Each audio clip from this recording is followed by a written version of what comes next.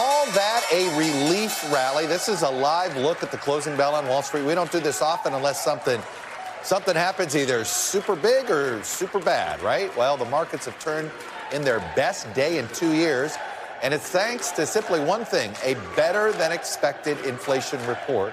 Finally, inflation's still here. Prices are still rising, but they didn't rise as much as we thought. So after dropping more than 600 points yesterday, the Dow surged more than 1,000 points today. You don't see leaps like that very often. It happened after that report I was telling you about, showing the inflation rate dropping to 7.7%, lower than the expected 7.9%. So this is one of those. Wall Street went crazy for something that may be a sign that things are finally starting to soften. We shall see. We'll have more on what happened here later this hour. But, of course, we're going to begin with more of the fallout from the midterms and where we are full 2 days removed from Election night. We still don't know for sure which party will control either the House or the Senate in January. That in itself makes these 2022 midterms unprecedented. In all the years I've been professionally covering politics, first time we've gone this long without knowing our House majority after an election night.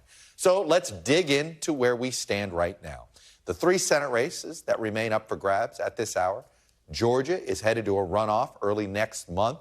Warnock got to 49.6% of the vote, but he didn't get to 50% plus one.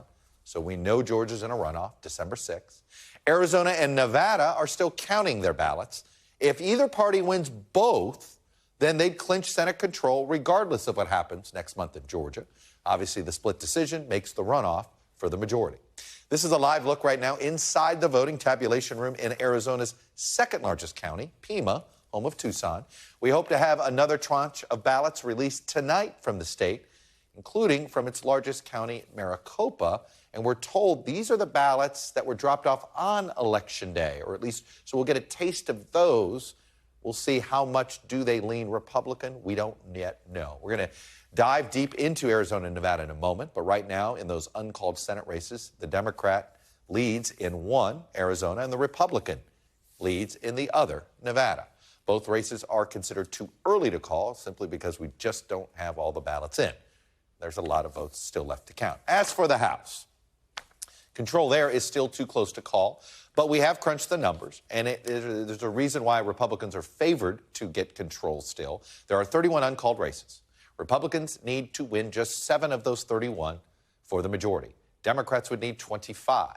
Right now, though, they lead in 21, and Republicans lead in 10.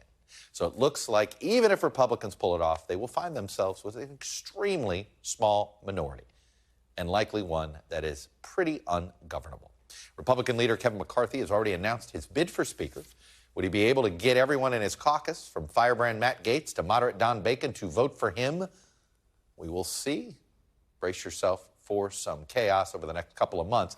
McCarthy has the votes to get the leadership post of the Republicans. But remember, he needs all Republicans to support him in the vote for Speaker. So it's 2 different votes that would happen here. Meanwhile, after what happened on Election night, where Trump-picked candidates fared poorly in a lot of key races, some Republicans are urging the former president to keep a lower profile, at least in the next month or so, including putting that 2024 presidential announcement scheduled for this coming Monday, putting it on ice until at least after the Georgia runoff is done. The Wall Street Journal editorial board today, not surprisingly, branded Trump the party's biggest loser for his presence and endorsements, calling him a repeated drag on Republicans in elections. Some people may note the fact that Rupert Murdoch owns the Wall Street Journal, the New York Post, and Fox News, and they've all been turning on Donald Trump over the last 24 hours. Trump may show up with Herschel Walker in Georgia for the Senate runoff, and so might Florida Governor Ron DeSantis, party's shining star from Tuesday night. It would be another bit of drama as both Trump and DeSantis jockey to be the front runner in 2024. But we're going to have plenty of time to talk about Georgia later this month. So let's deal with the races at hand. We're going to go to the big board, take a look at the races that we're still waiting for on House control. And here you are, as I told you. So these are the uncalled races. The Arizona race is something that's just like the Senate race here. We are simply waiting for a lot more ballots, if you will, before you can do any sort of characterizing. Let me give you a taste here of these California races. The Katie Porter one, look, we don't even have 60% of the vote in.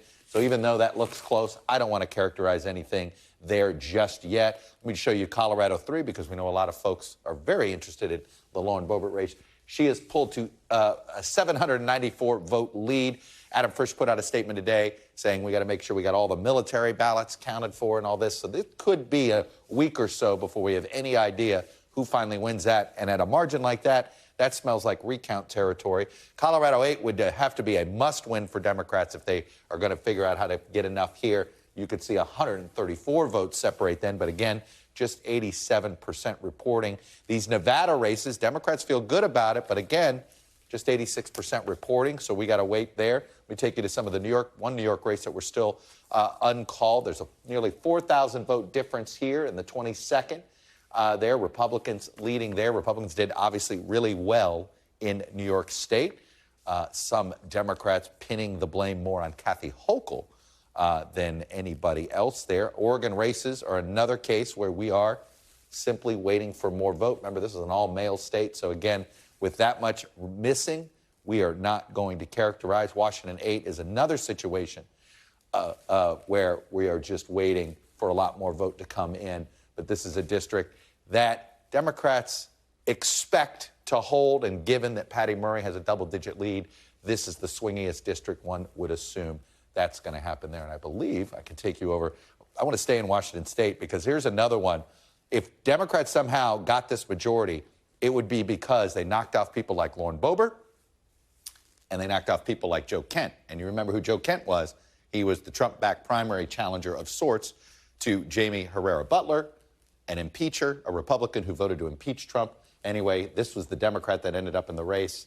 It's a very Republican district. She just may pull this off. So just a little taste there of these House races. We wanted to give you that. But let me take you back to the Senate. We want to go on the ground here. We're going to head to Las Vegas. Let me pull up our map here so you can see Adam Laxalt, nearly 16,000 vote margin right now. Gary Grumbach's in North Las Vegas, where votes are being counted in Nevada. Erin McLaughlin's in Phoenix. Also with us for a look at what we could expect from the 118th Congress is our senior congressional correspondent, Garrett Haake. But I want to start in Las Vegas, start in Nevada with Gary Grumbach. Gary, what can you tell us about today's count, and how many ballots do we expect to be added to the total? Yeah, there was just a press conference here behind me in the County Board of Elections that just wrapped up. And what we know, the top line is that there's about 50,000 votes left to be counted here in Clark County. Those include votes that were mailed in and votes that were dropped in drop boxes on Election Day at polling site locations. So 50,000 is the big number. A couple more numbers for you here. Clark County received 626 votes by mail today, by USPS today. What that means is if you actually put it in the mail, but it was postmarked on Election Day, they can receive it up until this coming Saturday. That number is only expected to dwindle between now and Saturday unless there was some sort of anomaly with today's number.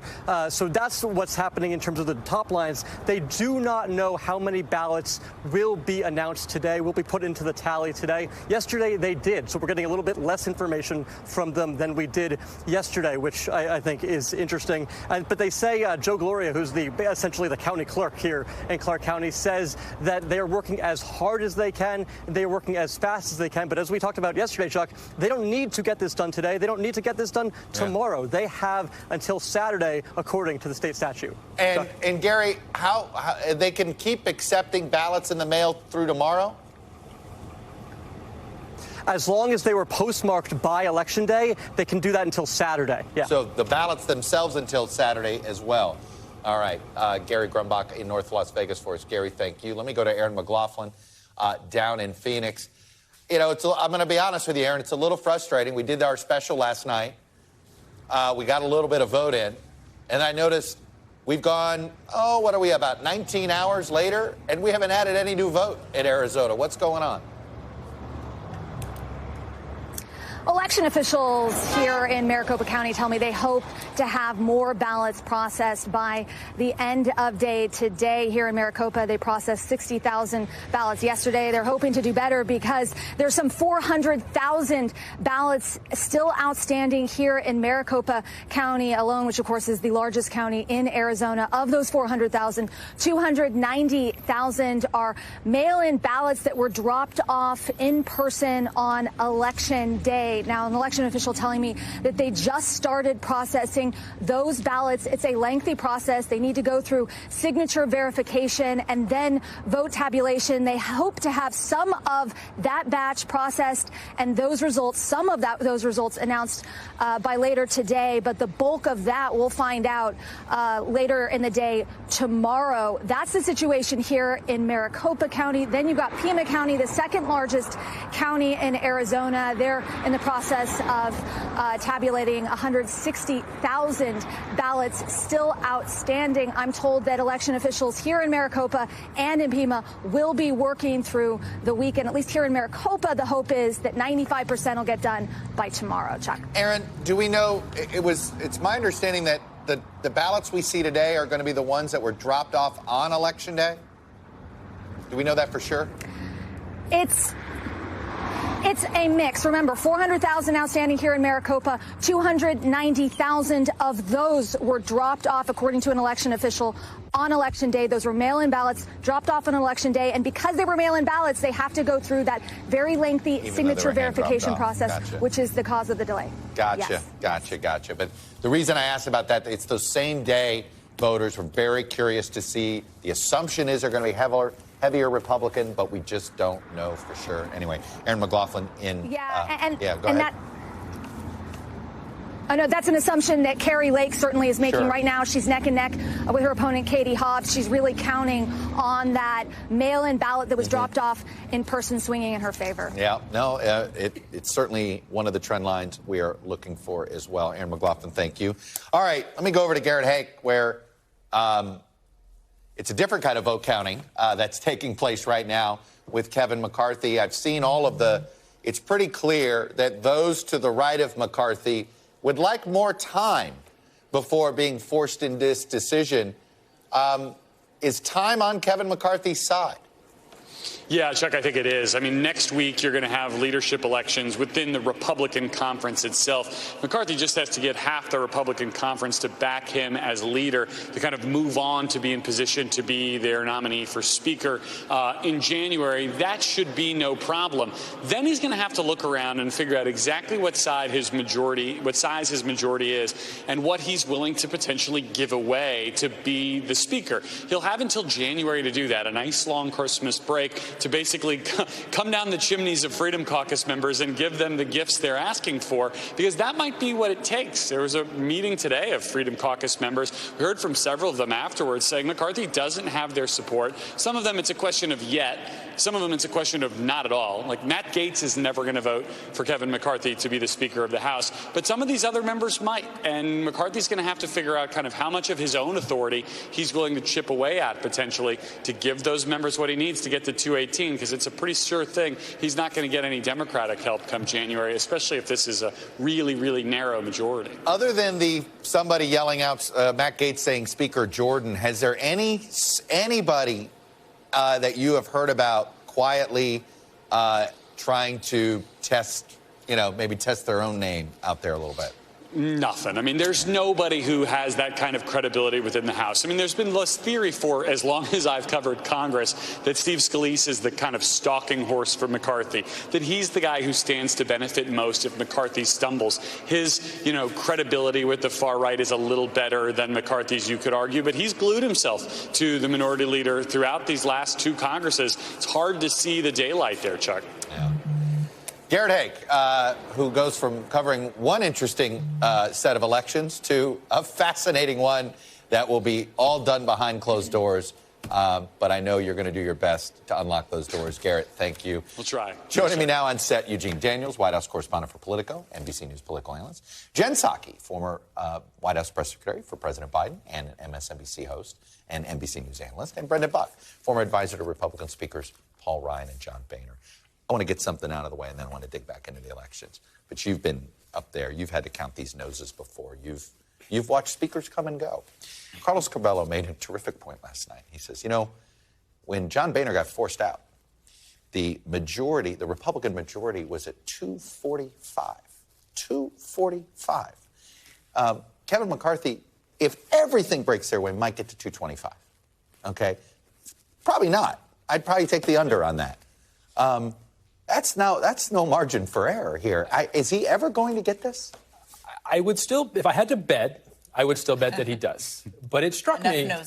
It struck me listening to Garrett say Matt Gaetz is never going to vote for him, because I think that may be true. Right? Okay. And he may only have 219 votes, and if that's the case, do you know our projection right now is 221, which is insane. 214. Yeah, we were comfortably in the 240s for a long time. The good thing he has going for him is none of this is about Kevin McCarthy, other than maybe for Matt Gaetz. Yeah. This is not about Kevin McCarthy, and anybody who wants to be Speaker is probably going to have to make the same demands. I agree that Steve Scalise doesn't really do anything. If you're going to get rid of Kevin McCarthy, I don't know why you go to Steve Scalise. So it's less a question of who and more what. Is there a Paul Ryan-like person? I mean, Paul Ryan was this, if you bring him in, everybody will calm down and they'll do it in network for about 6 months. But that's also not why Kevin McCarthy didn't get it the first time. It wasn't because people were clamoring for It wasn't about Ryan. It was more they didn't want him. Yeah. So, no, there's no obvious next person, and there's nobody. Okay. So that's what's working in his favor. There's no obvious next person. In another, on Earth 2, it would have been Liz Cheney. Think about a world with no Donald Trump. Yeah. Think about a world where that never happened. Yeah. Well, Donald Trump That's my point. Donald Trump is the X factor that he hasn't weighed in yet since the election, and whichever way he goes could be really, really important. All right, let's bring up Donald Trump because Rupert Murdoch has weighed in, Eugene. I mean, it is pretty clear. I'm usually a little hesitant on this, but Murdoch doesn't make this stuff subtle. We've seen it back-to-back New York Post covers. We know he literally calls up New York Post editors and says, this is what I want. I think he's a little more hands-off with Mr. Gigot over the Wall Street Journal, but I don't think Mr. Gigot needed Rupert Murdoch to tell him that Donald Trump is a problem. We've been here before. Do we really think the Republicans will dump Trump this time? It's hard to see it happen. Like, we saw this in 2016 for months and months and months. We saw this after January 6th, multiple times during his presidency. It's hard to see how they move away from him at this point. After, 6-7 years of Donald Trump being the leader of the Republican Party, how do you say, no, never mind, we don't like him now? Yeah, well, I'm going to put everybody down memory lane, because there are 3 moments, so we've been here before. Access Hollywood month. January 7th, 2021, and here we are today. Let's go into the Wayback Machine. I'm out. I can no longer, in good conscience, endorse this person for president. Well, with all due respect, sir, you, sir, are the distraction. And I respectfully ask you, with all due respect, to step aside. Step down. From my point of view, he's been a consequential president.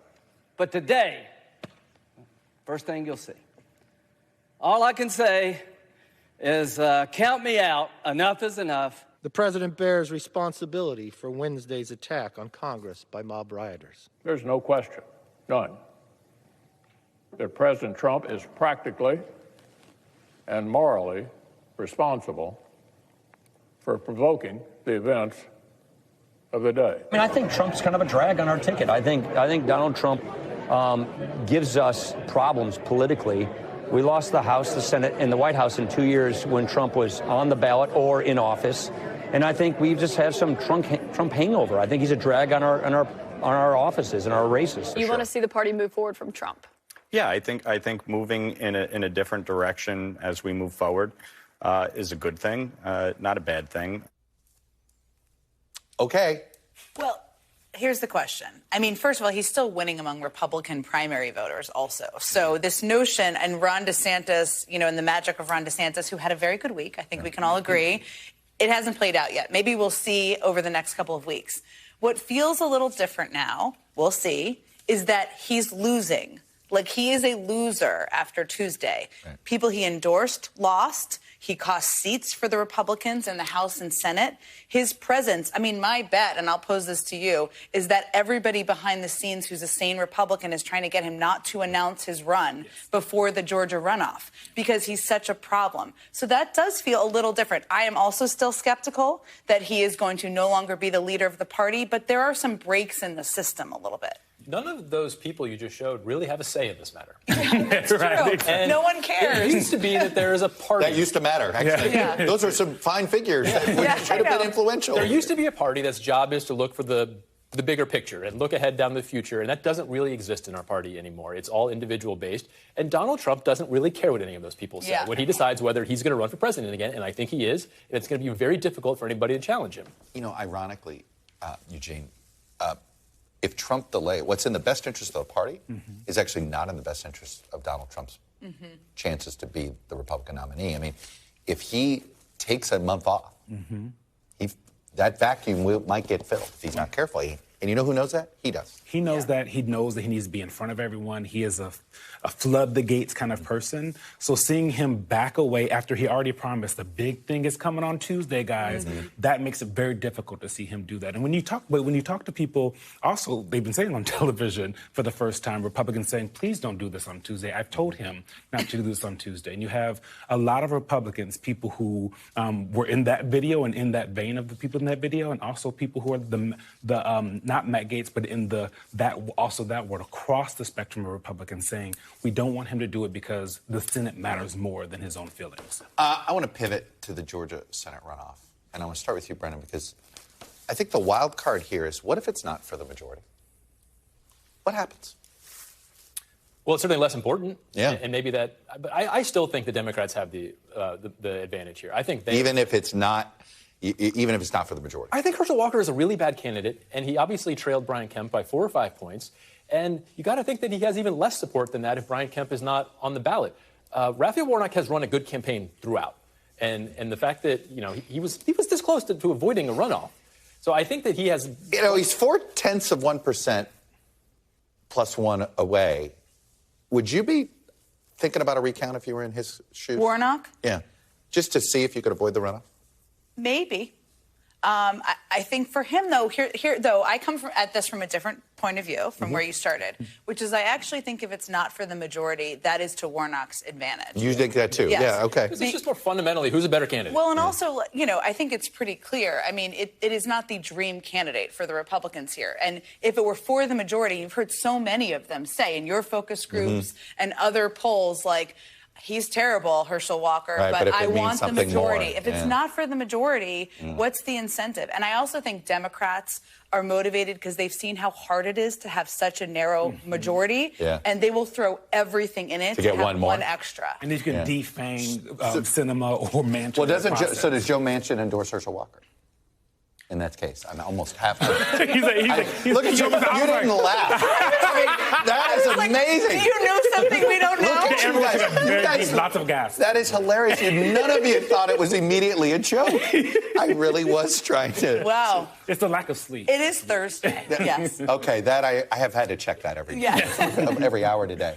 But the other part of this is, does this become the first sort of invisible primary between DeSantis and Trump to see who's the better surrogate for Walker? Well, you've seen Republicans saying out loud they want to see DeSantis there and they want Trump to stay home because they saw what happened in 2020 when he went there and all he talks about was spreading the lies about the election, saying everything was about him. And so this is going to be kind of a proxy primary if Trump decides to go there or if he just stays in the media overall, because that's what's going on. But the key here, Walker's personal friends with Trump. It's different. It's not like Don Bolduc. Right? Sure, but Georgia has consistently beat Donald Trump over the head. I don't it's think so true. He's lost many My goodness. Georgia's going to be in his, he's going to mutter Georgia on his deathbed. And we know that he's sore about people blaming him for some of these candidates. I don't think he's going to show up in Georgia with the risk that Herschel Walker is going to lose. And he walks away because he doesn't want somebody else to he doesn't want to be the loser. I don't think he wants to be associated with the loser anymore. And he'll think that, maybe we just forgot about it. I think he's going to go run his own campaign. I do think, to build something on Jen that you started at the beginning here, where you're like, this seems something different. He called for protesters. They didn't show up. Yeah. And do you know that Don Bolduc conceded? Yeah. Said thank you. It was very normal. And you're like, I think Trump. It's people like when even Don Bolduc seems to not want to get on the Trump message bandwagon. Something might be changing. All right, you guys were great. It is Thursday. Okay, yeah, I was checking myself there. I don't know. Show man for Thursday. Thank you all. Coming up, we're going to meet some new members who pulled off some of the night's bigger upsets. Republican Congressman-elect Mike Lawler will join me next on the future of his party after he ousted the Democratic campaign chief, Sean Patrick Maloney, in New York's lower Hudson Valley. And in Ohio, Democrats flipped a Cincinnati area district that's been held by Republicans, actually the same Republican, for more than a decade. Congressman-elect Greg Landsman will join me as well. You're watching Meet the Press now.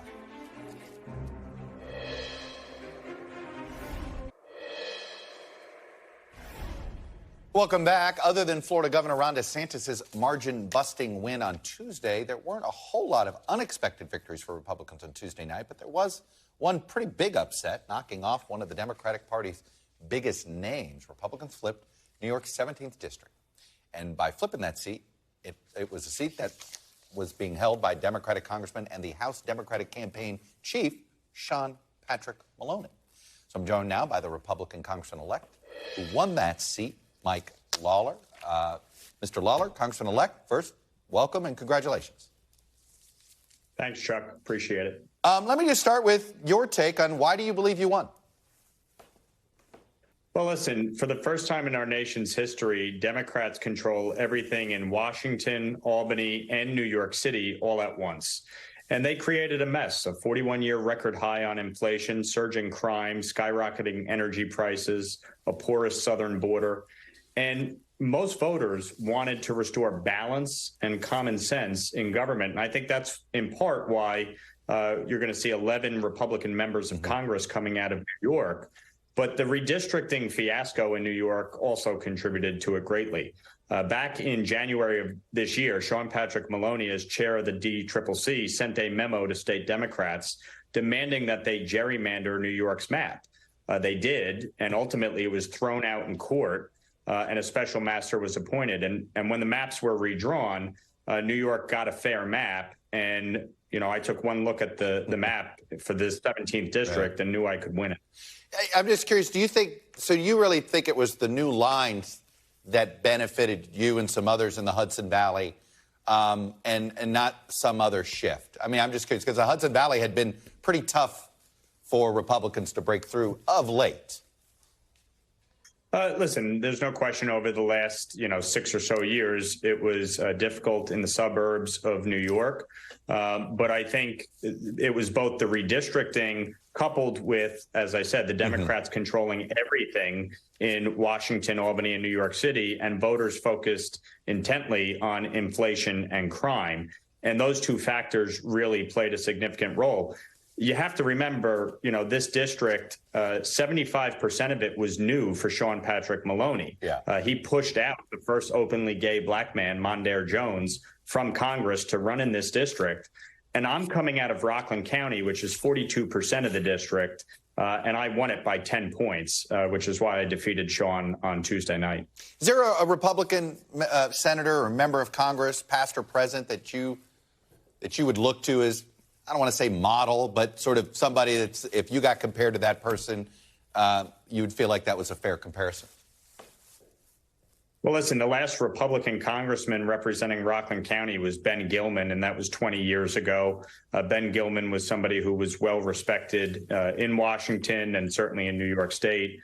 Pete King is another former member. I always referred to Pete as New York's third U.S. senator because he fought for New York as a state, not just his district. So it sounds to me, and you push back if you don't like this label, it sounds to me you would classify yourself as a center-right Republican, not somebody who's a Trump-right or something like that. Is that fair? Listen, I'm a conservative Republican, but I'm pragmatic. And for me, the most important thing is to represent the people who elected me and to get things done on their behalf. And that's why I flipped a 2-to-1 Democratic district 2 years ago in the state assembly. And it's why I won this district with 70,000 more Democrats than Republicans on Tuesday night. As you know, the House is a very party line type of place. It's sometimes, as much as you might want to reach across the aisle, there's sometimes limitations to it. In the Senate, there's less limitations to that. Do you have a thought on how you would break through if you wanted to work with the other side? Well, listen, I have among the most bipartisan voting records in the state legislature. I voted with the Democratic Speaker 81% of the time. I voted with my Republican leadership 91% of the time. It's who I am, and I will reach across the aisle and speak to everybody. As anybody who's known me for 5 seconds knows, I'll talk to anybody. You have to look at what we're dealing with in this country right now. We've gone back and forth, and I think folks are tired of the partisan gridlock. They want change. They want balance. They want common sense applied. And I will work with anybody who is willing to address the issues that we're facing. Obviously, we're going to be in the majority when all the votes are counted, and I will work with my conference to move forward with our agenda. I think a lot of what has gone on over the last 2 years, one-party rule and groupthink, do not work. So we need to have a more balanced approach, and I think President Biden is going to have to work with us to tackle these challenges, and so there's going to have to be a give and a take on both sides here. Is there a you've said you seem to hint that you think it's time for former President Trump to move on in some way. Do you think the party can do that? Look, I think obviously the former president is going to decide what he wants to do with respect to a 2024 candidacy, and the voters will decide in a Republican primary should that occur. But I think, for me, as somebody coming in to Washington come January, I'm looking towards the future. I want to address these challenges that we're dealing with. And as I said, I mean, I'm in a district that has 70,000 more Democrats than Republicans. I'm looking to get things done on behalf of my district. And I think all of us as a party and as a country need to continue moving forward. Well, it's interesting. Do you think the new Republicans in New York, do you think you guys will be a way to sort of push, if somebody wants to push it too far to the right, do you think you guys are going to band together to try to rein that in with the new Republican leadership? Listen, I've known most of the New York members for a long time. I previously served as executive director of the state party. I think we, as a bloc coming out of New York, are going to be able to have a big influence on the conference moving forward, and I look forward to being part of that. Well, I think you will, too, if you guys are able to group together a bit like that. Anyway, Congressman-elect Mike Lawler, Republican from the Hudson Valley. Thanks for coming on, and it was good to meet you. You too. Thanks, Chuck. All righty. Up next, a bright spot for Democrats in battleground Ohio. My interview with Congressman-elect Greg Landsman, who's projected to unseat a longtime Republican incumbent. That's next. You're watching Meet the Press Now.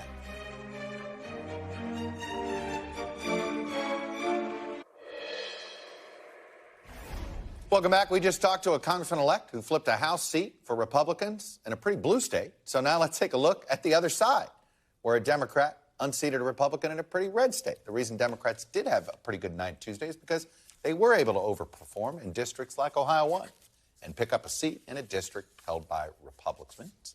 Joined now by the Ohio Democrat who flipped the Republican-held seat in Ohio's 1st District. It is Greg Landsman. Mr. Landsman, Congressman-elect, congratulations and welcome. Thank you. Thanks for having me. Let me just start with the basics here. Why do you believe you won?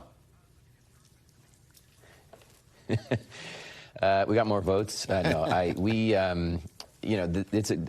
1 is a great district in so many ways, but it's got the city, it's got a suburban area, and then some rural sections. And so to win, you really do have to speak to a pretty broad group of voters. And from the beginning, it was always very different than a typical Democrat versus Republican race. It was Democrats, a lot of independents, and a surprisingly large number of Republicans who wanted to be done with the extremism and chaos of Trump, and folks like my opponent who stood by Trump's side on January 6th and just has been, part of that chaos. And then He's been, a very big proponent of getting rid of abortion protections, the reproductive freedom. And so Dobbs really was, truly problematic for Ohio and for girls, women, my daughter here. It's also problematic for him politically because folks don't want to go in that direction. And so, he was seen as part of that chaos and extremism that folks are done with. I think it's a cautionary tale to Republicans across the country as they try to decide what they're going to do with Trump. If you're in a competitive district and you're a big lie, anti-choice extremist, you're going to lose. So it sounds like you believe because of the Dobbs decision plus Trump and January 6th, that's why you won. Do you think this, if it had just been about the economy, you might not have? Well, I think on the economy, we had the advantage, too. And here's what I mean. Congressman Shabbat, my opponent, he has been in D.C. for almost 3 decades. And the economy has been broken for a long time. So, we talked about inflation, but we talked about the larger economic issues in terms of wage stagnation and what we have to do to get wages up. All of the issues around costs and what's driving costs up, which didn't just happen overnight. This has been going on for a while. And somebody like Congressman Shabbat, who's been there for decades, I mean, there are very few people more responsible for this broken economy than him. And so that resonated with voters, that really do want somebody who's going to answer to them, vote for them, as opposed to somebody like Shabbat, who had been in D.C. forever, takes all this corporate PAC money and ends up voting with them and not us. I'm intrigued by the fact that at Hamilton County, which your district has all of it, I think now, Mike DeWine got 51%. Yeah. Most of it. Right, most of it. Mike DeWine got 51% in Hamilton County. You got 52%. Tim Ryan got 57%. So what does that tell you that the voters want? They want some form of moderation? Is that what do you take away from the fact that many voters voted you, DeWine, Tim Ryan?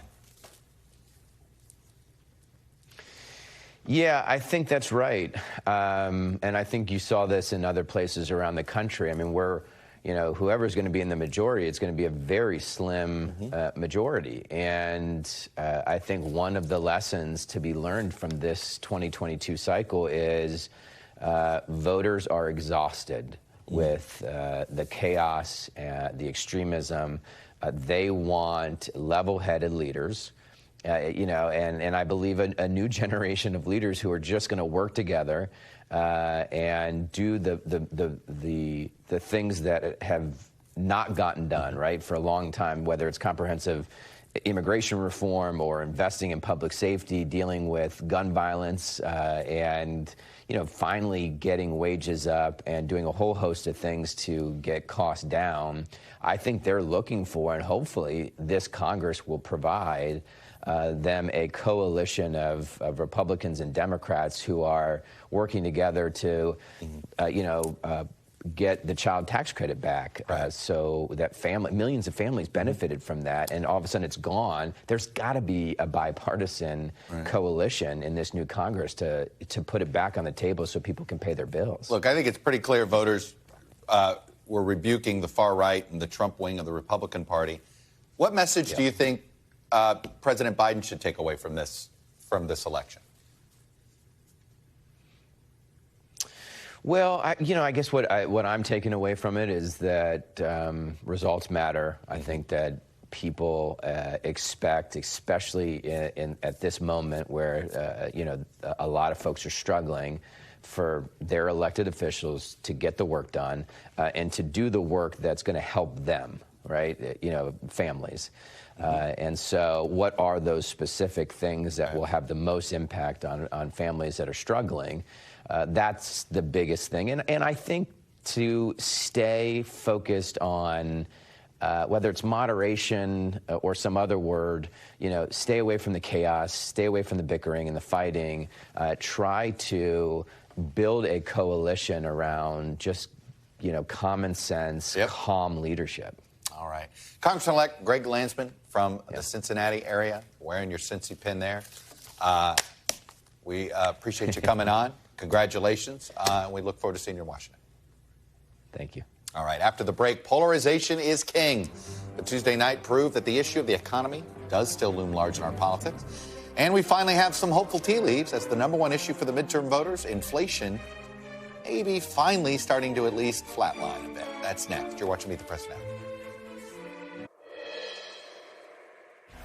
Welcome back. As we've been saying, Democratic enthusiasm, here, we're doing a quick look at, as we've been saying, Democratic enthusiasm, but seem to overcome the other forces of the economy here, the fundamentals, which were pointing in the Republicans' direction. But the fundamentals did seem to dictate what was on voters' minds, the economy. According to our nationwide exit poll, 31% of voters, nearly a third, said inflation was their top issue, which is in line with what voters told us in the polls leading up to Election Day. And while inflation has been a top concern for months, perhaps there are signs that it might start to be ebbing, if you will, which could then also get the Federal Reserve to stop raising interest rates. Inflation eased a bit in October, rising 7.7% compared to a year ago. That's down from 8.2% the prior month. And in a statement released this morning, President Biden said today's report showed some progress in the efforts to bring down prices. Joined now by Jeff Cox. He's an economics editor for CNBC. And Jeff, the market does what the market does, which is, oh, the projection was 7.9, this is 7.7, let's go crazy and buy. But realistically, is this the beginning of what should we expect? 7.3 next month and a slow, gradual decline? Yeah, it was a crazy day in the markets, Chuck. Big, what I think maybe a little bit of an overreaction to these numbers. I mean, 18 months ago, if you and I had sat here talking about a 7.7% 12-month annual inflation rate, we would have been horrified. But of course, a lot has changed since then. So, relatively speaking, this looks a little bit better. Most of the economists I speak to do think inflation probably has plateaued, but that doesn't mean it's going to fall off a cliff. I think this is going to probably be a sort of a slow drip down. It does kind of give the Fed a pass to maybe only a half a point interest rate hike in December, but inflation's still a thing. I mean, it's still an issue. These numbers are nothing to pop champagne corks over, but they are better. Dig into the report a little bit. Is there one part that's falling faster than others? Well, one of the big things was that we saw used car prices fall a little over 2% for the month. That was a big thing. That was a big sort of COVID-related thing that, with all the supply chain issues we had and whatnot, there was a huge demand for used cars. That's starting to abate. Clothing prices fell off a little bit. Medical care decreased a little bit. On the other hand, we still see rises in things like food and shelter. Shelter's a big one because it's 1/3 of CPI. So a lot of countervailing forces here. I listened to Fed speakers all day today. They were all over the place. Not a lot of, nobody was really celebrating this. They said, look, we've still got work to do. Interest rates are still going to keep going higher. Talk to me about housing, because we're sort of, it's a weird squeeze. On one hand, mortgage rates have spiked. That should slow down housing. On the other hand, we have a supply problem. What do you expect? Is this something that is just going to be elevated for a while? Yeah, and it's not an unusual thing to see housing prices fall and rent prices increase. And I think that we're in the midst of this right now that look, there's a housing crunch. There's not enough housing, so there's a big demand for rental properties. That's not going to go away anytime soon. But I think, as some of these forces continue to work their way through the economy, you'll start to see some easing of that. But rental prices are still very, very high right now. And that's, again, like I said, that's a huge part of the inflation component. So it's going to make these numbers a little distorted for a little while to go yet. Well, although that's a big check that everybody writes every month. So, it's understandable that it takes up a big chunk of the inflation rate. Jeff Cox, really appreciate you bringing some expertise to this. Thank you. Still to come, why polarization won the midterms and how our NBC poll predicted it. The top minds behind our poll join me next to break down the results. You're watching Meet the Press Now. Our NBC News poll, the final one, predicted what we saw happen on election night. A quick note, by the way, from our NBC News Decision Desk. Our early estimate of turnout is about 112.5 million, which would translate into 47% of the voting eligible population. The Decision Desk also estimates about a half of votes were cast before Election Day and the other half on Election Day. So a 50-50 split between those voting on Election Day and those voting early or via the mail. Joining me now are a couple of the brains behind our NBC News poll, Republican pollster Bill McIntuff, Democratic pollster Jeff Horwitt. So, Bill, let's talk quickly turnout. You and I love playing the turnout game. was high, not quite 18. Part of me thinks if you just take out the fall off in Florida, that almost would make up for it, because Florida had a unique fall off in turnout. We got to take some perspective. 2018 was a huge and historic year. This is much higher than normal. And so we've got to take a victory lap that as a country, in terms of our confidence in the system, we're still having an incredibly large turnout as people go to vote in these elections. Let's talk about the issue of polarization, Jeff, because that seemed to save the Democrats. Is that fair to say? It did, and I think there were a number of indications over the course of the year that we were concerned from a Democratic point of view that the turnout wasn't going to meet our expectations about what we needed to, and I think the Supreme Court weighed in the middle of the year. I think that really sort of repolarized the electorate and made, I think, a lot of people, arguably, who may not have shown up in a traditional midterm show up in November. I think that really made a real difference given the results we're seeing right now and how close things are. Yeah, Bill, we've been making a big deal out of these soft Biden disapprovers, that they turned out to be, it's pretty clear, had Republicans won these voters across the board, you'd have gotten what might have looked like a wave, right? Well, they should have. They should have voted. 85% wrong track, not right. Biden people. And these are people who said they voted for Biden by 16 points, and they voted Republican by 2 points. That's a good number, but a lot of the Donald Trump endorsed candidates could not get these people to vote for them. And that made a difference in some of these close Senate campaigns. When you look back now at the poll, what else do you see now that we missed that we should have seen? And it was sitting in our data.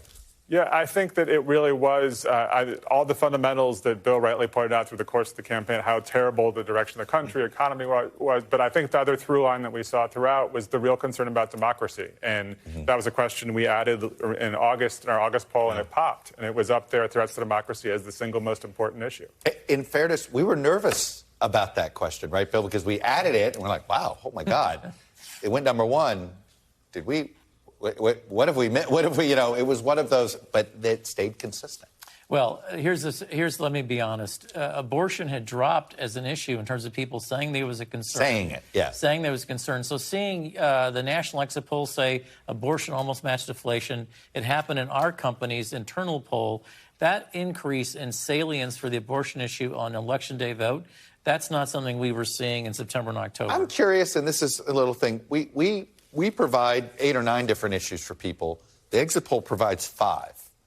Is that all? Is that something that so is that why that these numbers were what they were? I think so. I think if you asked the same question, you would have gotten a very similar result. We would have gotten abortion in the mid-20s. Yeah, I think we would have. There was no place for the threats to democracy voter to go, really, other than abortion. And again, 68% said that was a big deal for them, threats to democracy. So, yes, I think that's right. Bill, one of the great things you do is match, you sort of are able to calculate raw congressional vote and what that translates into seats. This is a new map of the country. It looks like we're looking at 220 to 225 Republican seats. What do you expect the raw House vote to end up? I think Republicans will win the national vote by 2 or 3 points. Historically, that should translate to more seats than that. Yes, right? Absolutely, Chuck. What it should have been at 2 or 3 points, Republicans should be at 228 to 232. And so the drop in terms of measuring Republican underperformance are not all these 230s, 240s. It's looking at, gosh, if we, in the past, last 6 elections that we've won a majority as Republicans, it should be 228 or 232 if you win the vote 2 or 3 points. And we're not doing that. And that's the drop that makes this more difficult elections for Republicans. If you're President Biden, do you believe you have a 45% approval rating? Or do you believe it's a little bit higher? Because there's clearly some of the, and I say this for this reason, some of these disapprovers, they don't hate him. Yeah. They just are disappointed right now in what he's been doing. So how do you deal with those people? Look, I think he is at 44, 45%. Right. That's a real number. I think he has ability with those voters to get some of them on his side. These are younger voters. I think sort of the economic anxiety, particularly, they are hurting more than others. And so this is sort of a lot of ways sort of like a Sanders voter who, he has the opportunity there. But he is where he is right now for a reason. There was one headline in our poll that we never got to make a headline because we got caught up in the election. Donald Trump fell even further inside our poll among Republicans, Bill. He's down to 30% of Republicans now identifying him. Is that 30% enough to win a Republican nomination? I think Donald Trump's still the likely nominee if he runs. But I want to say really quickly, when President Biden said, when they said, we're going to change, he said nothing. That's a horrible mistake. And Republicans need to look at this election and say, we had everything going for us. We don't have the majorities we're supposed to have. We need to understand that's a rebuke on the Republican Party. These voters are telling us they're not happy with either party. No, it's pretty clear. It was a negative electorate who sent multiple messages. Jeff Horwitt, Bill McIntuff. Thank you, sir. Thank you. You guys were terrific all cycle long. And a big thank you for all of you for watching us this hour. I'll be back tomorrow with more Meet the Press Now. NBC News Now coverage continues with Hallie Jackson right now. Thanks for watching our YouTube channel. Follow today's top stories and breaking news by downloading the NBC News app.